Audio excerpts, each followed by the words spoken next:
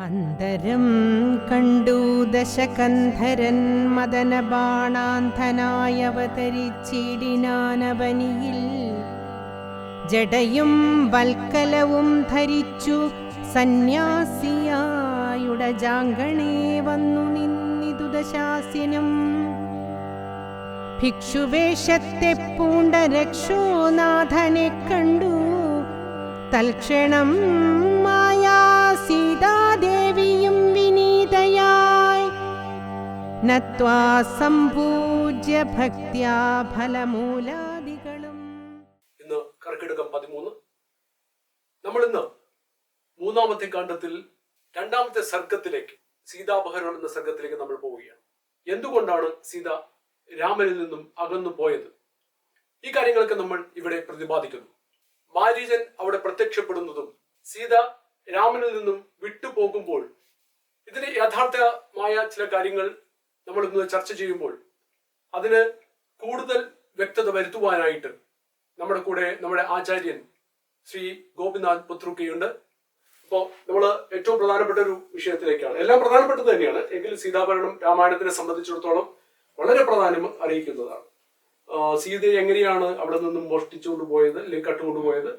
അപ്പൊ സീത എന്തുകൊണ്ടാണ്, ഇപ്പൊ ഞാൻ നേരത്തെ റെഫർ ചെയ്ത മാതിരി മാരീചന്റെ പ്രസൻസും, അപ്പൊ തെറ്റിദ്ധരിക്കപ്പെട്ട് ഒരു ഋഷിയെ വളരെ വിനയപൂർവ്വം സ്വീകരിച്ചിരുത്തുകയാണ് സീത, അല്ലെ? ആദ്യം തുടങ്ങുന്ന അങ്ങനെയാണ്, വിനയപൂർവ്വം സ്വീകരിച്ചിരുത്തുന്നു. അത് ഒരു ഋഷിയാണെന്ന് തെറ്റിദ്ധരിക്കുന്നു, നല്ലവനാണെന്ന് തെറ്റിദ്ധരിക്കുന്നു. പക്ഷെ അവൻ നല്ലവനല്ല എന്ന് പിന്നീട് മനസ്സിലാക്കുന്നു. പിന്നെ മാരീച വേഷത്തിലുള്ള വേറൊരു രംഗവും കൂടി നമ്മുടെ മുമ്പിലേക്ക് വരികയാണ്, അല്ലെ? അപ്പൊ മാരീചൻ അവിടെ രാമന്റെ ശബ്ദത്തിൽ ഉറക്ക കരയുകയും സീതയെ വീണ്ടും തെറ്റിദ്ധരിപ്പിക്കുകയും ചെയ്യുന്ന ഇത് ആധുനിക കാലവുമായി ചേർത്ത് വായിക്കാൻ പറ്റുന്ന ഒരു കാര്യമാണ്. തെറ്റിദ്ധരിപ്പിക്കപ്പെടുക അല്ലെങ്കിൽ അങ്ങനെ ഒരു രീതി നമ്മുടെ ഈ സീതാപഹരണത്തിൽ നമുക്ക് കാണാൻ സാധിക്കുമോ എന്ന് നമുക്കൊന്ന് വിശകലനം നോക്കാം. രാമായണത്തിലെ എല്ലാ ഭാഗങ്ങളും ഇന്നും പ്രസക്തമാണ്. അതുകൊണ്ടാണ് ഇത്തരം ഗ്രന്ഥങ്ങളെ കാലഘട്ടത്തെ അതിജീവിച്ച ഗ്രന്ഥങ്ങൾ എന്ന് പറയുവാൻ കാരണം. ചില ഗ്രന്ഥങ്ങളൊക്കെ ആ കാലത്ത് ഉണ്ടായി കഴിഞ്ഞാൽ അന്ന് മാത്രമേ അതിന് പ്രാധാന്യം ഉണ്ടാവുകയുള്ളൂ. എന്നാൽ നമ്മുടെ ഋഷി മുനികൾ രചിച്ചിട്ടുള്ള ഗ്രന്ഥങ്ങൾക്കൊക്കെ ഒരു പ്രത്യേകതയുണ്ട്. എല്ലാ കാലത്തും മാനവവർഗം ഉണ്ടായ കാലം മുതലേ ഇവരുടെ ഗ്രന്ഥങ്ങളിൽ പറഞ്ഞിരിക്കുന്ന തത്വങ്ങൾക്ക് പ്രസക്തിയുണ്ട്. ഇപ്പൊ സത്യം, ധർമ്മം, നീതി, സ്വാധ്യായം തുടങ്ങിയ അനാദി നിയമങ്ങൾക്ക് ഒരു കാലത്തും മാറ്റവുമില്ല. ഇന്നും അത് പ്രസക്തമാണ്. അപ്പൊ ഇവിടെ നമ്മൾ ശ്രീരാമന്റെ കൂടെ സഞ്ചരിക്കുമ്പോൾ ശ്രീരാമൻ അഭിമുഖീകരിക്കുന്ന എല്ലാ പ്രശ്നങ്ങളും ഇന്നും നമ്മൾ അഭിമുഖീകരിക്കുന്ന പ്രശ്നങ്ങളാണ്. മാറ്റമൊന്നുമില്ല. ഭൂതത്തിലും ഭുവനത്തിലും ഭവിഷ്യത്തിലും ഒന്നുപോലെയാണ് രാമതത്വങ്ങൾ. അതുകൊണ്ട് തന്നെയാണ് ഇന്നും അത് നാം ഓരോരുത്തരും ജീവിതത്തിലേക്ക് പകർത്തുവാൻ പ്രയത്നിക്കുന്നത്. ഭാരതീയർക്ക് അന്നും ഇന്നും സതപ്രമാണം വേദങ്ങളായിരുന്നു. ആ വേദങ്ങളിലെ ജ്ഞാനകർമ്മ ഉപാസന സംരക്ഷണ ദർശനങ്ങളാണ് അവന്റെ ജീവിതത്തെ ആശ്രമതുല്യമാക്കി തീർത്തത്. രാമനെ പോലുള്ള അവതാര പുരുഷന്മാരും ആ മഹത്വം ഉയർത്തിപ്പിടിച്ച് ജീവിച്ചവരായിരുന്നു. അതുകൊണ്ട് തന്നെ അവരിന്നും ആദർശ പുരുഷന്മാരാണ്, മാതൃകാ പുരുഷന്മാരാണ്, മര്യാദാ പുരുഷോത്തമനാണ്. രാമനെ പറ്റി പറയുമ്പോൾ മര്യാദാ പുരുഷോത്തമൻ എന്നാണ് പറയുന്നത്. രാമോ വിഗ്രഹവാൻ ധർമ്മ, മാറ്റമൊന്നുമില്ല. ഇവിടെ രാമന്റെ ഈ ദണ്ഡകാരണ്യ വ്രതം എടുത്തുള്ള യാത്രയിൽ നാം കാണുന്നത് സീതാപഹരണമാണ്. സീതാപഹരണം അതിൻ്റെ ഒരു വഴിത്തിരിവാണ്. അവിടെ അതിൽ നിന്നും പലതും നമുക്ക് പഠിക്കാനുണ്ട്. സീതാപഹരണം എന്നുള്ളത് ഒരു കഥയായിട്ട് നമുക്ക് വേണമെങ്കിൽ കാണാം, അല്ലേ? കഥയായിട്ട് കാണാം. ഇപ്പൊ രാമായണത്തിലെ കഥ പറയുന്ന ഒരു അമ്മൂമ്മ അങ്ങനെ പറയും, എന്താണ്, സീതയെ രാവണൻ കട്ടുകൊണ്ടുപോയി, ഇവിടെ വാനരന്മാരുമായിട്ട് ചെന്ന് യുദ്ധം ചെയ്ത് തിരിച്ചു കൊണ്ടുവന്നു. അതൊക്കെ കഥയ്ക്ക് നല്ലതാണ്. കഥ എന്നുള്ള നിലയ്ക്ക് നമ്മൾ അതങ്ങനെയാണ് കേട്ടിട്ടുള്ളത്. ഇവിടെ നമ്മളതിൻ്റെ കഥ പറയുന്നില്ല, മറിച്ച് സീതാദേവി ആ രാവണനെ കാണുമ്പോൾ ചോദിക്കുന്നൊരു ഭാഗമുണ്ട്. രാവണനൊരു ഭിക്ഷുവേഷത്തിലാണ് വന്നത്. ആ സമയത്ത് സീത ചോദിക്കുന്നത് ഇങ്ങനെയാണ്: സത്വം നാമജ ഗോത്രം ച കുലം ച ചക്ഷ തത്വതഃ ഏകശ്ച ദണ്ഡകാരണ്യേ കിമർത്ഥം ചരന്തി ദ്വിജ എന്നാ ചോദിക്കുന്നത്. അല്ലയോ വിപ്ര അല്ലെങ്കിൽ മുമുക്ഷു, അങ്ങനെയൊക്കെ ആ ഒരു രീതിയിലാണ് ചോദിക്കുന്നത്. അങ്ങയുടെ ഗോത്രം, കുലം ഏതാണ്? ഈ ദണ്ഡകാരണ്യത്തില് ഏകനായി എന്തുകൊണ്ടാണ് ചിരിക്കുന്നത്? അതിനാണ് സീതാദേവി ചോദിക്കുന്നത്. വളരെ മാന്യമായ ചോദ്യമാണ്. കാരണം സീതാദേവി എന്ന് പറയുന്നത് അത്രമാത്രം വൈദുഷ്യം നേടിയ ഒരു മഹിളാരത്നമാണ്. അതുകൊണ്ടാണ് രാവണനെ കാണുമ്പോൾ ഇങ്ങനെ ചോദിക്കുന്നത്, അങ്ങയുടെ കുലം ഏതാണ്, ഗോത്രം ഏതാണ്, ഈ ദണ്ഡകാരണ്യത്തിൽ എന്തുകൊണ്ടാണ് ഏകനായി ചരിക്കുന്നത്? അങ്ങനെയാണ് ചോദിക്കുന്നത്. പക്ഷെ അവിടെ ആ കുലത്തിനും ഗോത്രത്തിനും ഒരു പ്രാധാന്യമുണ്ട്. വൈദിക സിദ്ധാന്ത പ്രകാരം കുലം, ഗോത്രം എന്ന് പറയുന്നത് നമ്മൾ ഉദ്ദേശിക്കുന്ന ജാതിയല്ല. മനസ്സിലായില്ലേ? ആ കുലം എന്ന് പറയുന്നത് ധർമ്മത്തിൽ അധിഷ്ഠിതമാണ്. അതുപോലെ ഗോത്രം എന്ന് പറഞ്ഞു കഴിഞ്ഞാൽ ഗാത്ര എന്ന് പറയുന്നത് എന്താണ്? ഭൂമിയാണ്. ഭൂമിയുടെ പര്യായമാണ് ഗാത്ര. അപ്പോ ഈ ഗാത്രയിൽ വസിക്കുന്നവരെല്ലാവരും ഒരേ ഗോത്രത്തിൽപ്പെട്ടവരാണ്. ആ ഒരു സങ്കല്പമാണുള്ളത്. നമ്മൾ ഉദ്ദേശിക്കുന്നത് പോലെ ഗോത്രവാസികൾ, ഗോത്ര സംസ്കാരം അതല്ല. വൈദിക സിദ്ധാന്ത പ്രകാരം ഗുരുകുലങ്ങളിൽ ആണ് ഇതെല്ലാം പഠിപ്പിക്കുന്നത്. അപ്പോൾ സീതാദേവിയുടെ ആ ഒരു വൈദുഷ്യം നമുക്ക് മനസ്സിലാക്കാം. രാവണനെ കണ്ടപ്പോൾ, രാവണൻ എന്നല്ല, ആ ഒരു സന്യാസിയുടെ രൂപത്തിൽ വന്ന ആളെ കണ്ടപ്പോൾ അങ്ങനെയാണ് ചോദിക്കുന്നത്, വളരെ മാന്യമായി. പക്ഷെ അവിടെ മറുപടിയില്ല. പെട്ടെന്ന് അദ്ദേഹം രാക്ഷസനായി മാറുകയാണ്. അവിടെ രാക്ഷസന് കുലവുമില്ല, ഗോത്രവുമില്ല. അപ്പൊ ഗോത്രവും കുലവും നഷ്ടപ്പെട്ടവരാണ് രാക്ഷസന്മാര്. അത് നമ്മൾ മനസ്സിലാക്കണം. അപ്പൊ നമ്മുടെ പാരമ്പര്യത്തില് നമുക്ക് ഗൃഹ്യസൂത്രങ്ങളുണ്ട്, ഗോത്രമുണ്ട്, കുലമുണ്ട്, സംസ്കാരമുണ്ട്. അതാണ് രാമന്റെ പാരമ്പര്യം എന്ന് പറയുന്നത്. പക്ഷെ അവിടെ അതൊന്നുമില്ല. ഈ രാക്ഷസ പ്രഭുത്വത്തിൽ അതൊന്നുമില്ല. അപ്പോ അങ്ങനെ പ്രച്ഛന്ന വേഷധാരിയായിട്ടാണ് വരുന്നത്. പ്രച്ഛന്ന വേഷം എന്ന് പറഞ്ഞു കഴിഞ്ഞാൽ വേഷം മാറി വരുന്നു.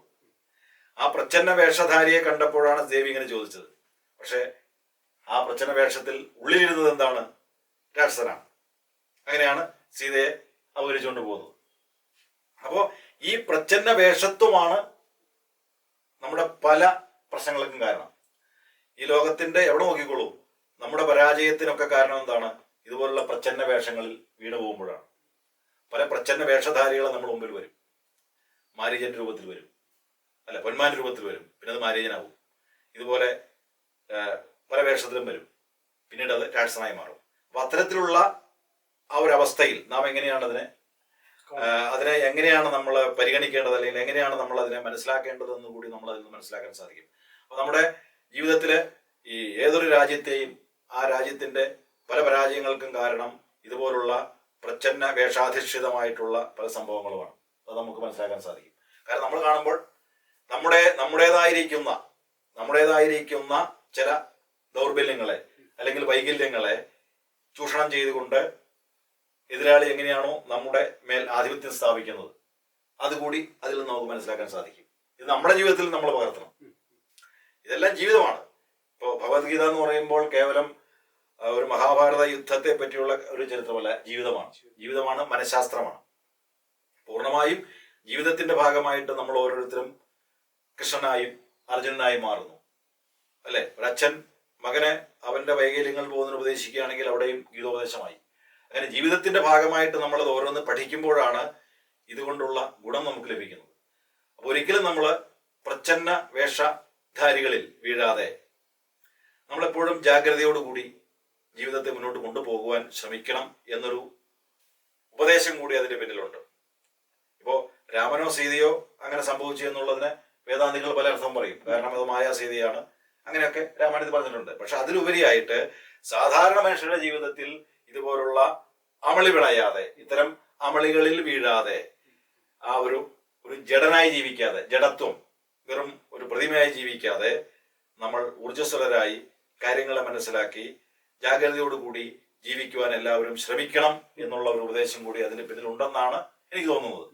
നമ്മുടെ ജീവിതത്തിൽ നമുക്ക് സംഭവിക്കാനിരിക്കുന്ന, അല്ലെങ്കിൽ നമ്മുടെ ജീവിതത്തിൽ നാം നമ്മുടെ കഴിവുകേട് കൊണ്ട് സംഭവിക്കുന്ന പല കാര്യങ്ങളെയും തിരിച്ചറിഞ്ഞ് വളരെ ബുദ്ധിയോടുകൂടി, ബോധത്തോടുകൂടി, തൃഷ്ണാശക്തിയോടുകൂടി ജീവിക്കുവാൻ എല്ലാവരും ശ്രമിക്കണം എന്നുള്ളതാണ് ഇവിടെ പറയാനുള്ളത്. പ്രത്യേകിച്ച് അപ്പൊ നമുക്ക് ഈ ഒരു സന്ദർഭത്തില് നമുക്ക് എങ്ങനെ നമ്മുടെ ആ ജാഗ്രതാവസ്ഥയെ ഉണർത്തിക്കൊണ്ടുവരാൻ സാധിക്കും എന്നുള്ളത് നമ്മൾ പരിശ്രമിക്കുക.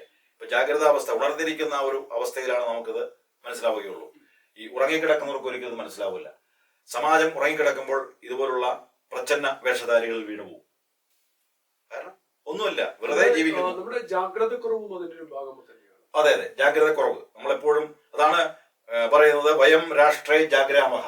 കേട്ടോ, വയം രാഷ്ട്രേ ജാഗ്രിയാമഹ എന്ന് പറയുന്നത് നാം നമ്മുടെ രാജ്യത്തെ ഉണർന്നിരുന്ന് പ്രവർത്തിക്കുക, അതാണ് ജാഗ്രത. അപ്പൊ ജാഗ്രത പോയി കഴിഞ്ഞാൽ രാഷ്ട്രവും തകരും, കുടുംബവും തകരും, സമാജവും തകരും, വ്യക്തി തകരും. ഇതാണ് നമ്മൾ പഠിക്കേണ്ടത്. അല്ലാതെ ഇതെല്ലാം മായയാണെന്ന് പറഞ്ഞ് ജീവിച്ചു കഴിഞ്ഞിട്ട് ഒരു കാര്യമില്ല. അവസാനം നമ്മുടെ കാൽച്ചോട്ടിലെ മണ്ണൊലിച്ചു പോകും. അപ്പൊ അങ്ങനെ പോകാതിരിക്കണമെങ്കിൽ നമ്മൾ വളരെയധികം ജാഗ്രതയോടുകൂടി. ഈ മായാസീതയ്ക്കും ജാഗ്രത കുറവ് ഉണ്ടായിട്ടില്ലേ? അതുകൊണ്ടല്ലോ ലക്ഷ്മണൻ അതിന്റെ ഒരു നമ്മളെന്താന്ന് പറഞ്ഞു കഴിഞ്ഞാൽ ഒരു സന്ദർഭം വ്യാഖ്യാനിക്കുമ്പോൾ അതിലൊരു തത്വം ഉണ്ടായിരിക്കും. ആ തത്വം ജീവിതവുമായി ബന്ധിപ്പിച്ചാണ് നമ്മൾ പഠിക്കേണ്ടതെന്നർത്ഥം. ഒരു പ്രതീകാത്മകമായ ഒരു റെപ്രസെന്റേഷൻ ആണ് അവിടെ നടത്തിയത്. ഈ ലക്ഷ്മണൻ ഇവിടെ പറയുന്നത് ലോകവാസികൾക്കാർക്കും ജയിച്ചു കൂടായല്ലോ.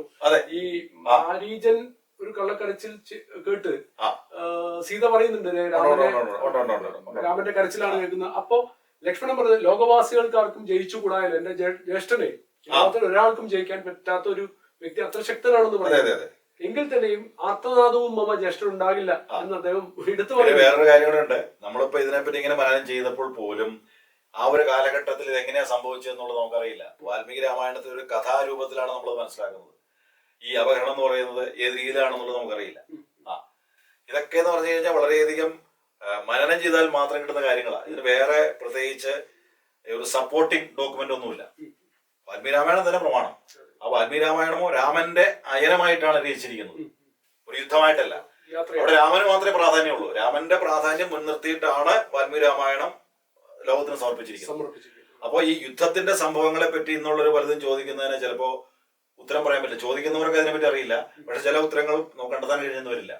ഇപ്പൊ എങ്ങനെ സീത അപഹരിച്ചുകൊണ്ട് പോയി, അല്ലെങ്കിൽ എങ്ങനെയാണ് സീത അവിടെ ലങ്കയിൽ കഴിഞ്ഞത്, എങ്ങനെയാണ്, ഇതൊക്കെ ഇതില് നമ്മൾ കഥാരൂപത്തിൽ മാത്രമേ മനസ്സിലാക്കാൻ പറ്റുള്ളൂ. അതിന്റെ പിന്നിലുള്ള ചരിത്ര സത്യങ്ങൾ നമുക്കറിയില്ല. പക്ഷെ നമുക്ക് മനസ്സിലാക്കാനുള്ളത് ഈ ഒരു കാര്യമാണ്.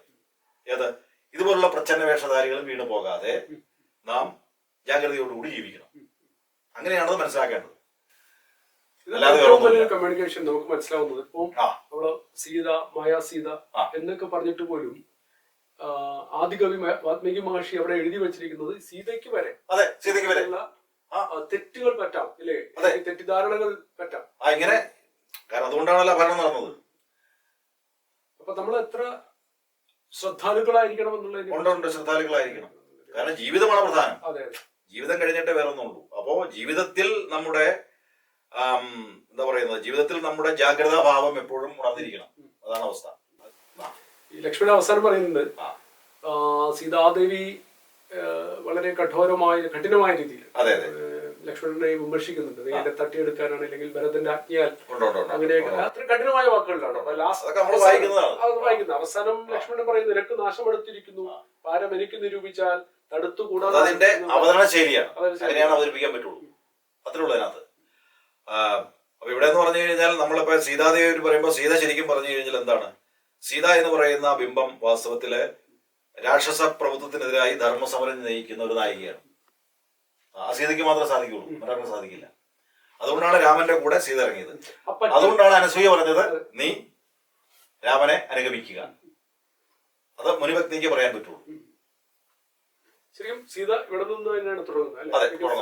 ഒരു കാര്യം പറഞ്ഞാൽ അവൾ വഞ്ചിക്കപ്പെട്ടു എന്ന് തോന്നുന്ന ആ സമയത്ത് മുതൽ അവര് വളരെ ശക്തയായ ഒരു കഥാപാത്രം, ദേവിയാണ്. ദേവി ശക്തിയായ ഒരു കഥാപാത്രമായിട്ട് ധർമ്മസമര നായികയായിട്ട് തന്നെയാണ് മുന്നോട്ട് വരുന്നത്.